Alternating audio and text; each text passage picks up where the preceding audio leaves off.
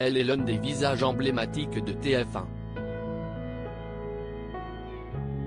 Depuis 30 ans, Evelyne Delia présente la météo de TF1. Sa bonne humeur et son professionnalisme sont toujours autant appréciés du public. En revanche, il y a un domaine dans lequel elle n'excelle pas. Et cela lui a valu de gentilles moqueries d'un ancien présentateur du JT de 13h de la première chaîne. Si est en 1991 qu'Evelyne Delia a présenté sa première météo. Ainsi, elle a eu l'occasion de collaborer avec des présentateurs, parmi lesquels le regretté Jean-Pierre Pernaut. Interrogée par Gala, édition du 2 février 2023, la divine blonde de 74 ans a partagé un amusant souvenir. Nos confrères ont souhaité savoir quel don elle aimerait avoir. Chanter juste, a donc répondu la star de TF1.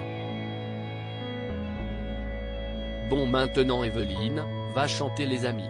Si elle a eu l'honneur de rejoindre Julien Doré sur scène à Bercy lors de l'un de ses concerts, elle a vite précisé que ce soir-là, elle n'a pas donné de la voix. Et heureusement pour le public visiblement, car elle l'assure, elle chante mal.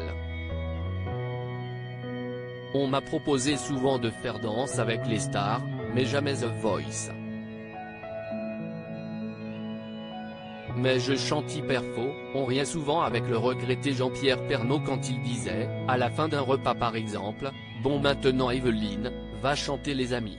Et c'était la rigolade, a-t-elle confié à Gala. Un doux souvenir de son confrère dont elle était proche. Evelyne Delia a ensuite révélé son secret inavouable. J'ai gardé dans un tiroir chez moi tous les pains de TF1. Si est rigolo car un jour, en faisant du rangement, ils se sont mis à parler, c'était la mode des pains qui parlait. Ils sont collectors, a-t-elle déclaré. Lors de l'annonce de la mort de l'époux de Nathalie Marquet en mars dernier, Evelyne Delia avait pris la parole sur les ondes de RTL, afin de faire part de sa tristesse. La nouvelle est arrivée, brutale, soudaine.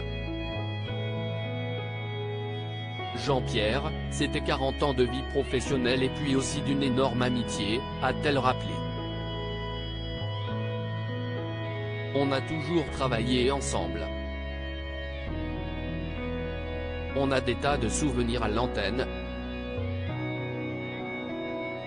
Déjà depuis quelques jours si est dure.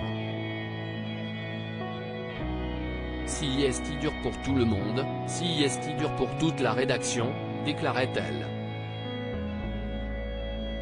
Bientôt un an après son décès, Jean-Pierre Pernaut est toujours dans son esprit, ainsi que celui de ses proches et du public.